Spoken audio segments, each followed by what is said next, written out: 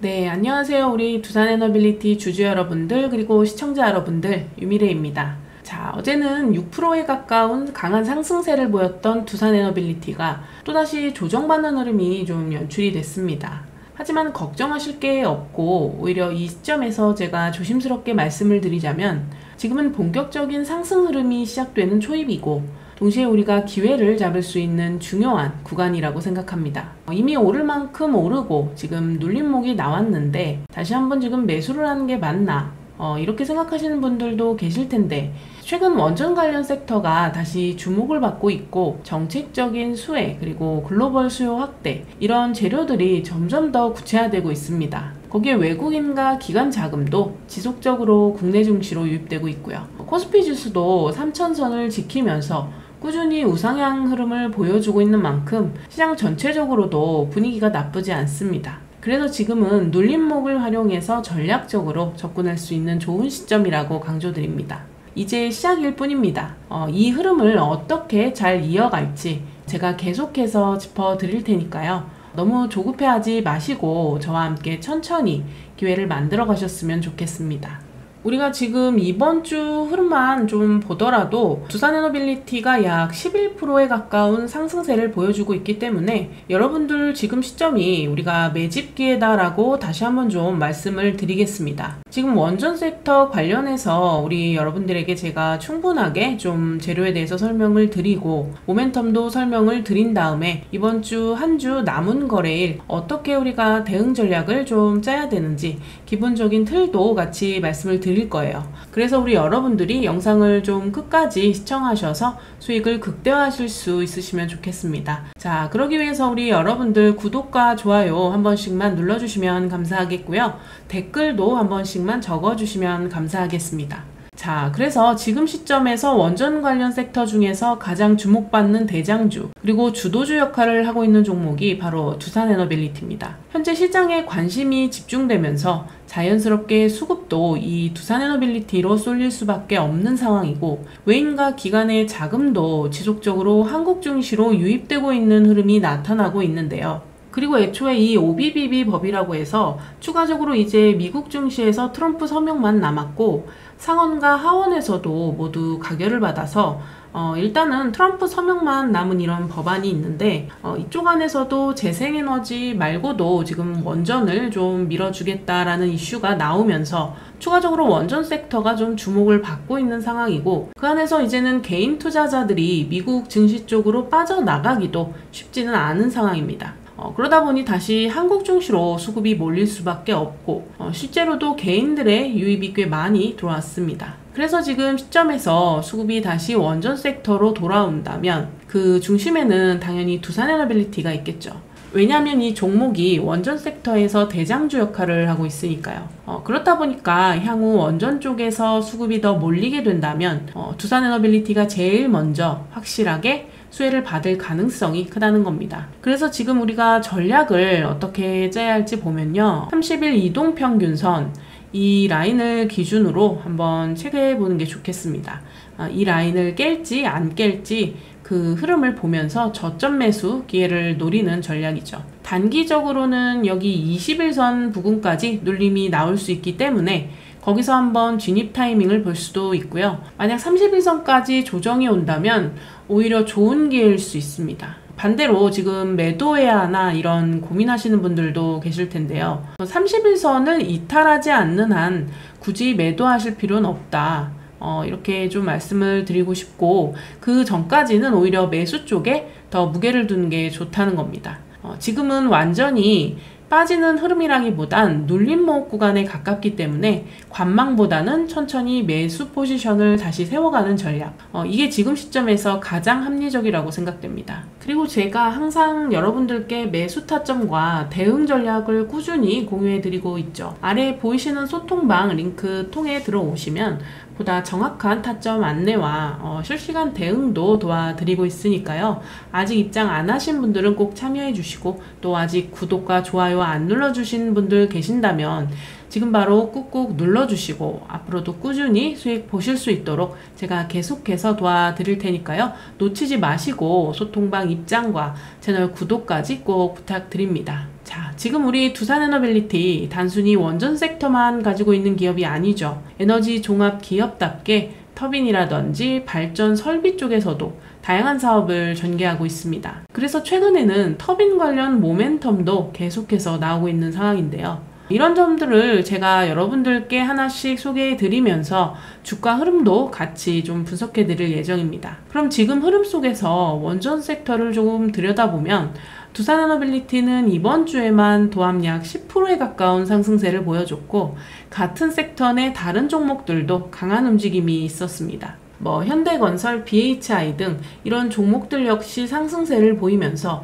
원전 관련주 흐름에 힘을 보탰습니다. 또 하나 주목할 종목이 세아베스틸 지주인데요. 이 기업은 두산에너빌리티와 함께 캐스크 시장을 사실상 양분하고 있는 업체입니다. 하지만 아무래도 두산에너빌리티가 시장에서 대장주로 평가받고 있다 보니까 상대적으로 세아베스틸은 수익성 측면에서 다소 밀리는 흐름이 나올 수밖에 없었습니다. 그런 세아베스틸 지주가 조정을 받는 흐름이 나왔고, 이건 오히려 두산에너빌리티에게는 긍정적인 흐름으로 해석될 수 있습니다. 자, 지금 이 캐스크 시장 안에서 실제로 완성도 있는 제품을 만들 수 있는 기업은 사실상 두산에너빌리티랑 세아베스틸 지주 이 두 곳밖에 없습니다. 근데 최근 흐름을 좀 보면요, 이 두 기업 중에서도 두산에너빌리티가 훨씬 더 앞서 나가고 있다. 이게 시장에서도 점점 확실하게 드러나고 있는 상황입니다. 그래서 앞으로 수익도 두산에너빌리티 쪽에 더 집중될 가능성이 크다, 이렇게 보시면 될 것 같아요.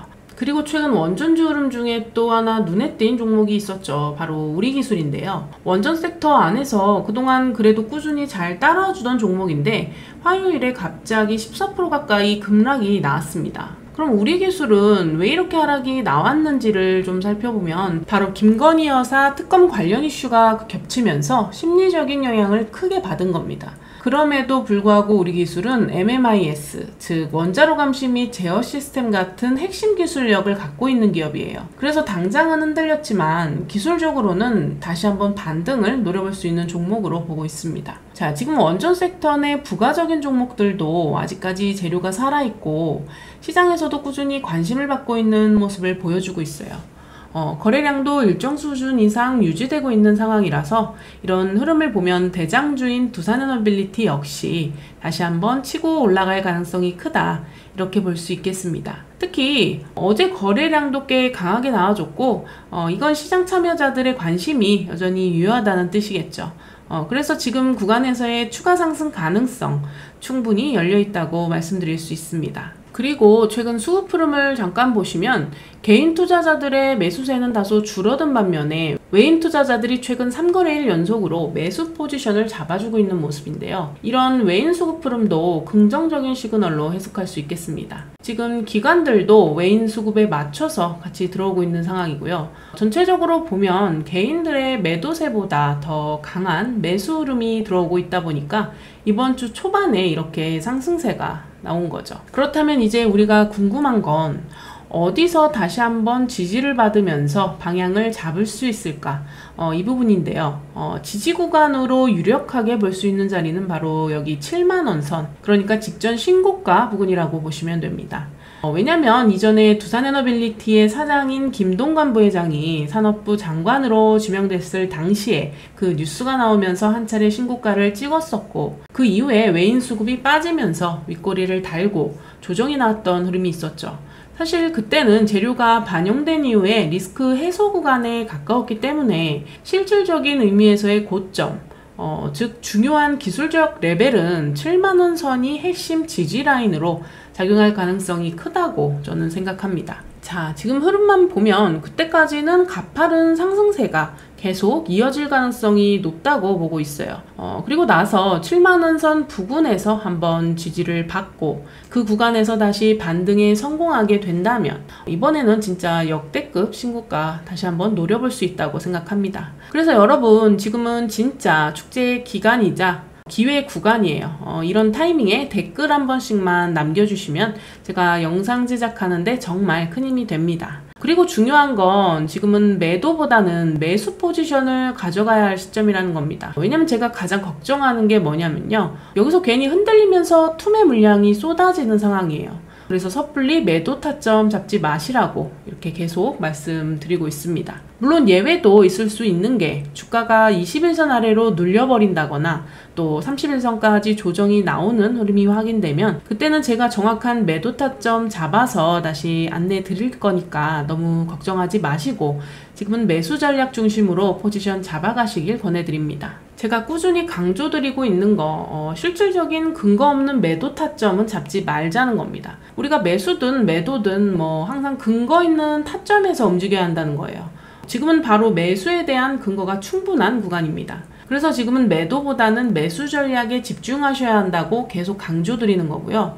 그리고 이건 단순히 차트만 보고 하는 얘기가 아니고 외인 수급이 계속해서 유입되고 있고 또 기관들도 움직이고 있는 흐름이 분명하게 나타나고 있죠. 제가 예전에도 말씀드렸지만 외인 매수세랑 또 하나 어떤 세력의 매수세가 만나면 바로 공매도 세력의 매수 전환, 이게 같이 들어오게 되면 진짜 폭발적인 상승세가 나올 수밖에 없다고 말씀드린 적이 있습니다. 최근 시장 흐름을 한번 보시면 이틀 연속 강한 상승세가 나오면서 바로 대차거래 잔고가 급격히 늘어났습니다. 이게 무슨 뜻이냐면 공매도를 준비하던 세력들이 주가가 예상외로 강하게 오르니까 이제는 되려 쇼커버링에 들어갈 가능성이 커지고 있다는 신호예요. 근데 주가가 떨어지기는커녕 계속 오르고 있잖아요. 그러니까 지금 공매도 세력들도 되려 손실을 막기 위해서 매수에 동참할 수밖에 없는 상황으로 전환되고 있는 겁니다. 근데 지금 주가 흐름을 보면 어떨까요? 기하급수적으로 치고 올라가는 모습, 거기다 강한 수급과 모멘텀까지 들어오니까 공매도 세력들이 대차 거래를 상환하고 있는 모습이 나타나고 있어요.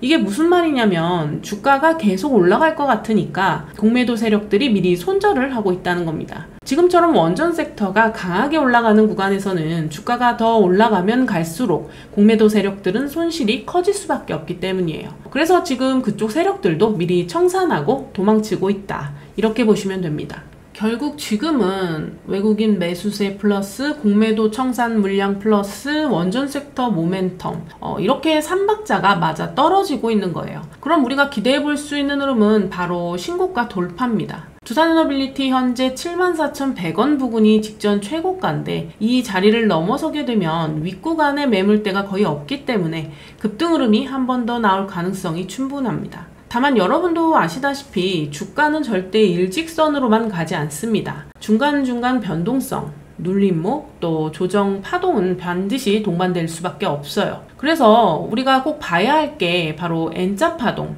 이 구조인데요. 지금처럼 한번 오르고 눌림이 나오고 다시 한번 치고 올라가는 이 흐름이 나오게 되면 현재 위치에서 다시 한번 저항을 돌파할 준비를 하고 있다고 볼 수 있습니다. 그래서 제가 여러분들께 정확한 매수매도 타점, 어디서 진입하고 어디서 수익 실현해야 하는지 지속적으로 안내 드릴 예정이니까요. 지금 이 영상이 도움이 되셨다면 구독과 좋아요 한 번씩 눌러주시고요. 더 많은 분들이 정확한 타점에서 대응하실 수 있게 아래 소통방 링크 클릭하시고 참여하셔서 함께 해주시면 감사하겠습니다. 자, 아까 잠깐 캐스크 시장 말씀드렸죠. 그 부분만 조금 정리해서 설명드릴게요. 캐스크는 간단히 말하면 사용 후에 핵연료를 안전하게 담는 특수 용기인데요. 원전은 연료를 쓰고 나면 폐기물이 나오는데 그걸 담아서 안전하게 보관하는 게 바로 캐스크 시장입니다. 근데 그걸 제대로 할 수 있는 기업이 국내에 몇 없는데 이것도 두산에너빌리티랑 세아베스틸 지주 정도밖에 없고 그 중에서도 두산에너빌리티가 기술력이나 수주면에서 훨씬 앞서 있습니다. 게다가 원전은 단순히 짓는 걸로 끝나는 게 아니라 운영하고 해체하고 폐기물 처리까지 해야 되는데 이걸 전부 다 할 수 있는 회사가 두산에너빌리티예요. 기술력, 설비, 해체 능력까지 다 갖춘 거의 유일한 기업이라는 겁니다. 여기에 AI 산업이 커지면서 전력 수요도 급증하고 있는데 이 전기를 어디서 충당하느냐고 하면 결국엔 원전밖에 없어요. 그래서 AI, 원전 수요가 같이 커지는 구조고 그 중심에 있는 게 바로 두산에너빌리티인 겁니다. 그러니까 지금처럼 재료도 탄탄하고 외인 수급도 들어오고 모멘텀까지 완벽한 상황에서 내 평단 왔다면서 조급하게 매도하실 필요가 없다는 겁니다. 지금은 투매할 시점이 아니고 오히려 담아야 할 시점입니다. 여러분, 올해 코스피 지수를 보시면 3,000선을 돌파했죠. 지금 이 흐름은 새 정부 출범 이후에 눌림목 없이 올라온 굉장히 의미 있는 상승입니다. 그래서 올해 안에는 3,500선, 심지어 3,600선까지도 충분히 열려있다는 전망들이 나오고 있어요. 이 말은 곧 대장주 중심의 장기 상승 흐름이 이어질 가능성이 높다는 거고요. 그 안에서 특히 주목해야 할 섹터가 바로 원전입니다. 최근 들어 원전은 정말 강력한 이슈와 정책적인 수혜를 한몸에 받고 있고, 그 중심에 있는 대장주가 바로 두산에너빌리티죠. 여러분들이 지금 이 종목을 직접 선택하고 매수하셨다는 거, 그것만으로도 굉장한 선구안을 발휘하신 겁니다. 그리고 이 선택 하나만으로도 향후에 나올 추가적인 상승분을 충분히 함께 가져가실 수 있는 포지션이 이미 만들어진 거예요. 물론 가만히 보유만 하고 있어도 어느 정도 수익은 자연스럽게 따라올 가능성이 높지만, 여기에 매도와 매수를 조금씩 전략적으로 조절해 가면서 중장기적으로 대응하신다면 수익을 훨씬 더 극대화할 수 있다는 거죠. 그래서 제가 지금 강조드리고 싶은 건 지금은 매도할 시점이 아니라는 거, 절대 헷갈리지 마시고요. 이 구간은 매수 전략을 유지하면서 기회를 살릴 구간이라는 점 꼭 기억해 두시고, 지금 원전 해체 시장 규모만 해도 500조 원 이상으로 추산이 되고 있어요. 이미 전 세계적으로 215기의 원전이 가동을 멈춘 상태고요. 앞으로 AI 산업이 더 커지면 전력 수요에 대응하기 위해서 원전을 새로 짓는 흐름도 있겠지만, 이미 멈춰있는 이 215기 원전에 대한 해체 수요가 먼저 도래하고 있다는 겁니다. 이 가동을 멈춘 원전 215기 중에 실제로 해체가 완료된 건 고작 25기 뿐이고, 그렇다면 나머지 190기는 아직 해체를 해야 되는 상황이죠. 이 엄청난 해체 수요가 앞으로 본격화된다면 그 직접적인 수혜는 두산에너빌리티가 가장 크게 받을 가능성이 큽니다. 물론 우리 기술이나 BH 같은 종목들도 해체 기술이나 기자재 쪽에서 관련이 있긴 하지만, 두산에너빌리티는 명실상부한 대장주예요. 그만큼 수주 규모나 기술력, 그리고 실제 수혜 측면에서 두산이 가장 앞서 있다고 보시면 됩니다. 그래서 제가 계속 말씀드리는 겁니다. 지금 원전 섹터 흔들릴 필요 없다. 투매 절대 금물이고, 겁먹지 말고 차분하게 대응하셔야 할 타이밍이라고요. 그리고 또 한 가지, 두산에너빌리티가 최근에 해상풍력 공급망 관련 협약도 맺었습니다. 총 9개 협력사와 함께 해상풍력자재 공급망을 강화하기 위한 협약을 체결했고요. 남부발전과 함께 국산 가스터빈 기술을 적용한 상업운전에도 성공했어요. 이것만 보더라도 두산에너빌리티는 단순히 원전뿐 아니라 풍력, 가스터빈까지 에너지 전반을 아우르는 종합 에너지 기업으로서 움직이고 있다는 점도 꼭 기억해 두셔야 됩니다. 다양한 에너지 분야에서도 지속적으로 새로운 모멘텀을 만들어가고 있고, 에너지를 뽑아낼 수 있는 여러 방향을 계속해서 준비하고 있는 만큼 앞으로도 추가적인 재료와 기대감은 계속해서 나올 가능성이 크다는 거죠. 여러분 중에 혹시 이제 재료 다 나온 거 아니야? 하고 걱정하실 수도 있는데요. 두산에너빌리티는 그런 투자자 심리를 너무 잘 압니다. 그래서 실제로 계속해서 협력사들과 협약을 맺고 기술 개발 소식도 꾸준히 내놓으면서 재료가 끊기지 않도록 시장 기대를 이어가고 있는 거예요. 결국 이 흐름을 잘 따라가기만 해도 우리는 고점 돌파, 수익 극대화까지 충분히 기대할 수 있는 시기라는 거죠. 자, 그리고 주초에 하나 주목할 만한 글로벌 이슈가 있었죠. 바로 트럼프의 감세안입니다. 이 이슈로 인해서 업종별 희비가 아주 명확하게 갈리고 있어요. 지금 상황을 보면 반도체는 웃고 전기차는 울고 있다, 이렇게 정리할 수 있습니다. 이번 감세안을 미국에서 OBBB 법이라고 부르는데요. 이 법안에서 특히 반도체 업계에 대한 세액 공제가 확대됐습니다. 기존 25%였던 세금 혜택이 35%까지 늘어난 건데, 이건 반도체 기업들 입장에서는 분명한 호재죠.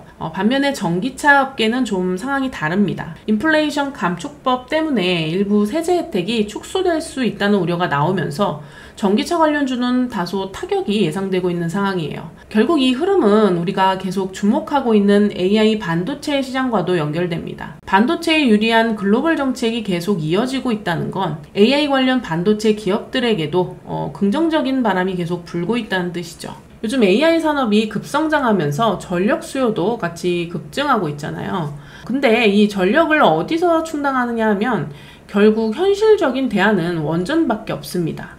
그래서 AI가 커질수록 원전이 수혜를 받는 구조가 자연스럽게 만들어지는 거예요. 이번에 트럼프 전 대통령의 감세안도 이 흐름에 힘을 더하고 있는데요. 애초에는 보조금보다는 관세 중심으로 가려고 했지만 정치적 반발 때문에 보조금 유지 쪽으로 방향이 정해졌고, 덕분에 반도체 업계에 대한 세액 공제도 확대됐습니다. 2026년 말까지 프로젝트를 시작하면 혜택을 받을 수 있는데, 지금 기준으로 약 1년 반 정도 남았죠. 그 결과 반도체가 수혜를 받게 되고 AI가 더 커지고, 그러면 전력이 필요해지고 다시 원전 수요가 늘어난다. 이 구조가 이어지는 겁니다. 심지어 원유, 천연가스, 석탄업계까지 이번 법안을 두 팔 벌려서 환영하고 있다는 건데요.